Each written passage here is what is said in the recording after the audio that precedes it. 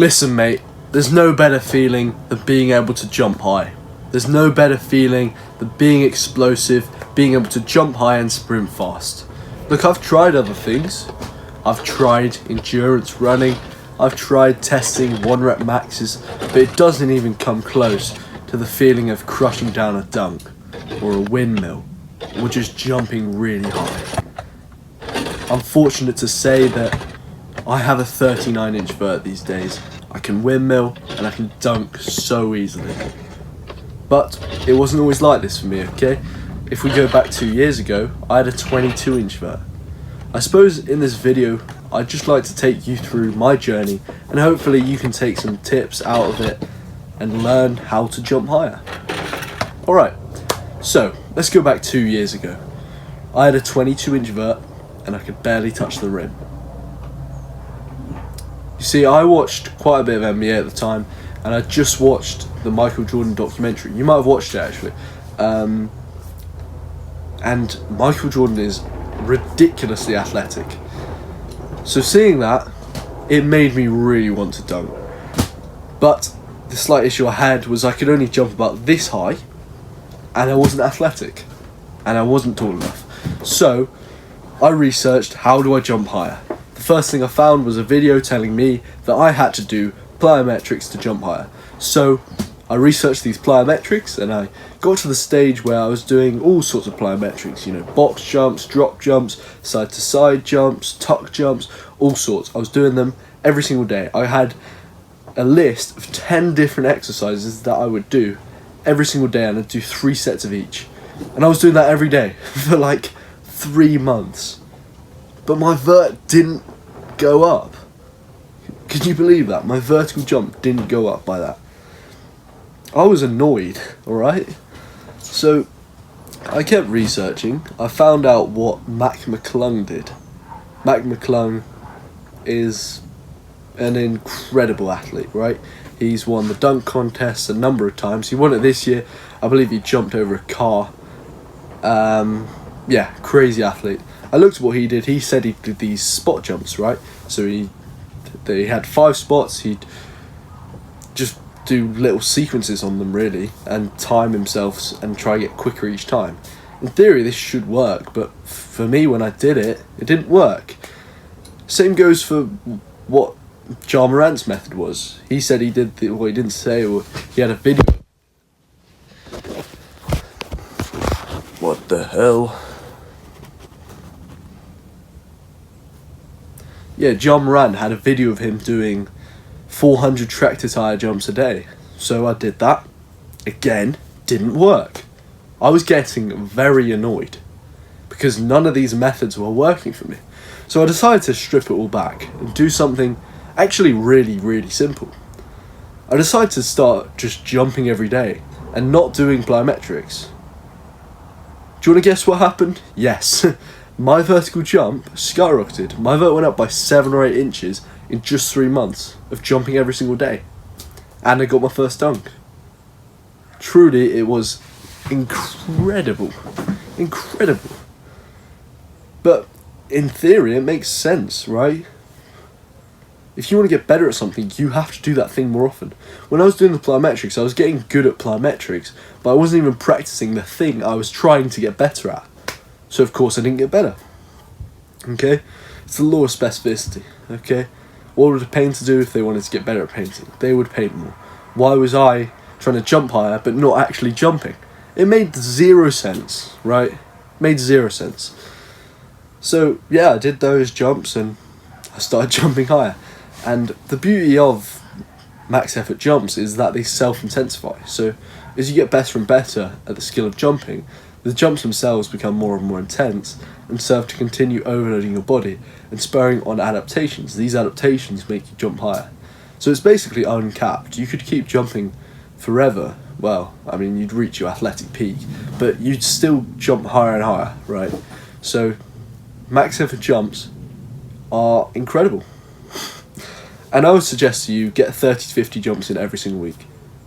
Jumping every day probably isn't a good idea, because you'll probably get injured. Luckily, I didn't seriously get injured. I probably developed a bit of my jumper's knee, but that's pretty minor. So yeah, jumping, really important. The next thing I implemented into my training was sprinting. I started sprinting every single week from the start of 2024. So it's been about over a year and a half where I've sprinted every single week, and I try to get 2 to 3 times a week. That has helped me massively. Okay, I've gotten way faster. It's helped me to jump higher, I believe.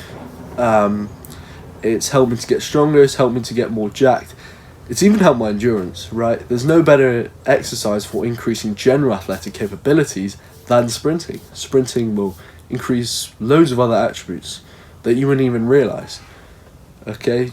Sprinting provided better results in terms of increasing strength, power and agility than traditional plyometric training. Sprinting is really powerful.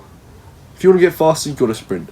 If you want to jump higher, you've got to sprint. If you want to throw a ball faster, you've got to sprint. I think there was a study that found it enabled pitchers to throw the ball harder, faster. So yeah, sprinting, it really does just train sort of your CNS and develops your fast twitch muscle fibers. It's a fast, short ground contact time activity, and it has insanely high ground reaction forces, horizontally in acceleration and then vertically in upright sprinting. Yeah, and as I said, develops the fast twitch muscle fibers, which are essential in an explosive activity like jumping. So, by getting good at sprinting, by doing it every single week, I enabled myself to jump higher. So, you should be sprinting. Sprint 2 to 3 times a week. Get 100 to 200 meters in per session. You can do acceleration work and you can do top speed work, but really I just suggest you do some 40-yard dashes.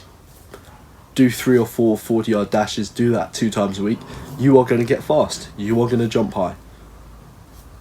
End of the matter. All right, let's talk about strength training. So, elite strength is non-negotiable if you want to jump higher and stay healthy. You see, jumping is physics. If you want to increase impulse, right? Impulse helps you jump high. You need to increase force, because once your technique has been mastered, you cannot increase time. So you need to increase force. How do you increase force? You are going to get very strong on compound lifts. You're going to get very strong on the calf raise, the deadlift, the split squat, the squat, front squat, you name it. You're going to get very strong on compound lifts. Just get very strong. There's no limit to how strong you can get. I think I saw a video on Instagram of this college football player.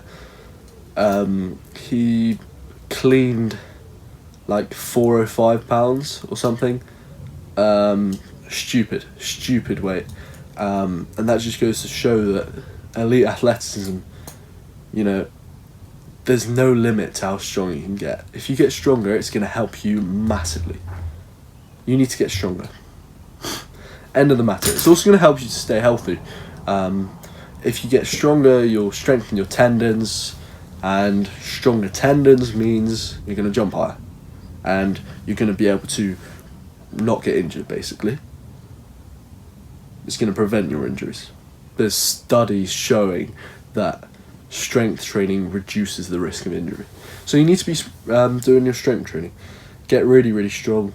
I mean, elite jumpers don't care about arbitrary strength standards, but if you could get to 2 times your body weight on the back squat and 1.5 times body weight on the Bulgarian split squat, I think you'd be in a very, very good place. So, just get strong, sprint and jump. You'll be in a great place. But we have some more tips. Rate of force development. I started implementing my power cleans and my hang cleans about a year ago. It's hard to learn. My technique was woeful back then, but now it actually looks pretty good. So you've just got to grind the technique on those. But rate of force development is basically it's basically your ability to produce lots of force in a small amount of time, and that is very conducive to jumping high. The best way of developing this RFD is power cleans. Okay, get your power clean up, you're going to have better RFD, you're going to jump higher. It really is that simple. I've seen a direct correlation between how high my power clean is and how high I'm jumping. So, want to jump higher? Get your power clean up. Easy as. It really is that simple. So what have we got so far? You are going to jump 30 to 50 reps in every week. You are going to sprint 2 to 3 times a week. You are going to get stronger. Oh, by the way, if you want any sort of programs to jump higher and sprint faster and the like, check out the description. There's some down there. Next tip, let's talk about consistency. The thing is, the amount of work that you do doesn't even have to be that high, right? A sprint session takes half an hour. Do that 2 times a week, that's an hour. I don't know how many hours there are in a week, but I know for sure that's a very small fraction of your week. You can definitely fit in an hour. It's not that much work at all, right? It's not. That's the thing. The amount of work doesn't have to be that high. Real progress is made when you stack together hundreds of weeks. If you sprinted 2 times a week, every single week, you would get fast. Same goes for jumping. So, yeah, you have to be willing to stick with it longer than anyone else. The problem is, in the beginning, you're going to suck. You're going to be unmotivated, and you're going to have setbacks. But if you stick with it long enough, something cool is going to happen. You are going to get good. And when you get good, something cool happens. It gets fun. And when it gets fun, you don't stop. And when you don't stop, you keep getting better and better. And then eventually people will be asking you for the secret sauce. And you'll just chuckle to yourself. That's the thing. When you get good, it gets super fun. If you're sprinting fast, you're going to want to sprint. If you're jumping high, you're going to want to jump. Actually, let me talk to you now about how freak athletes are developed. So people think that people like LeBron James or anyone who jumps super, super high, they go, he's a genetic freak.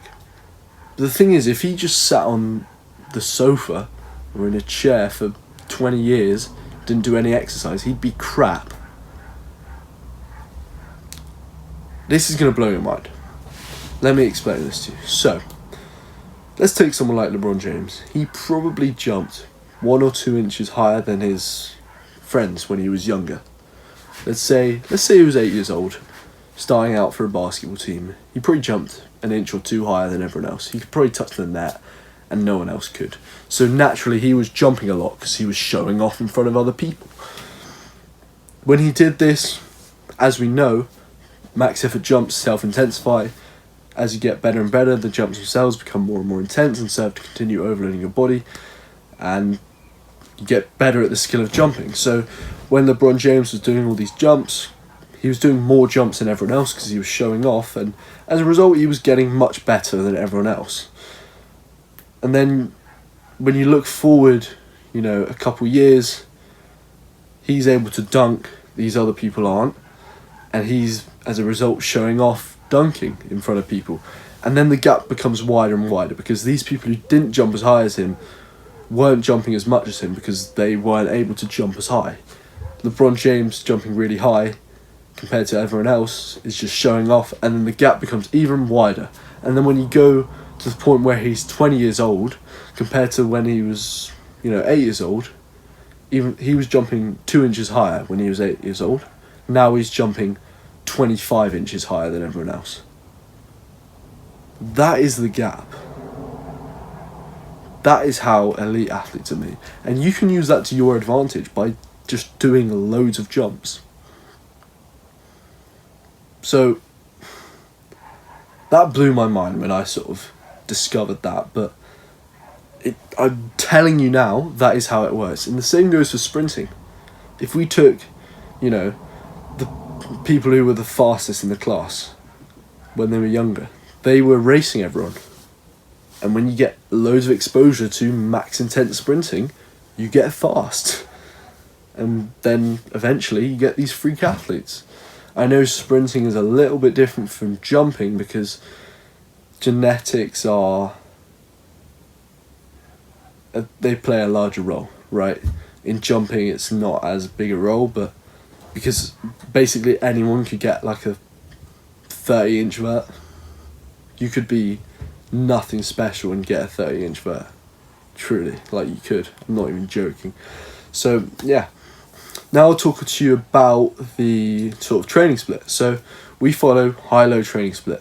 This was popularized by the famous sprint coach Charlie Francis, absolute genius of a guy. He's made incredible advancements in sort of the sprint game, but it's basically where you manage your workload and what you do on certain days by how much it stimulates the CNS. So, you know, highly CNS stimulating activities like sprinting and heavy squats and stuff go on the high days, and then low stuff that doesn't stimulate the CNS that much, so rest days or maybe light upper body stuff and walking, whatever, that goes on the low days. So we structure it so we have our high days, we keep our high days high, and then our low days low.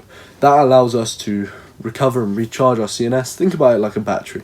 Sprints and heavy squats will take a lot out of our battery, but then if we have a rest day the day after, or if we, I don't know, do like a walk or an upper body pump, we are going to recharge that battery so that the next day we can have another high day. And that allows us to basically get the most out of our training, and you have to be fresh for your sprints and stuff, so that you can get the most out of it. I don't know if I said this earlier, but you have to be sprinting above 95% of your max speed to stimulate the CNS enough so you can get faster. So you need to be fully energized and fresh and fit for stuff like that. That is why the high-low training model is absolutely crucial. My last video is all about this, so have a look at that. But yeah, all in all, that is sort of my journey, and that's how I've gotten to this 39-inch vert. And I've also periodized my training. I could talk so much about that, but I'm not going to bore you. That's the staples. That's the crucial stuff. You have to be jumping, sprinting, lifting, increasing your rate of force development, staying consistent. You need to understand how the freak athletes are made and have the right training model. And from that, mate, you are going to jump high, and it's going to be the best feeling ever when you crush your first dunk.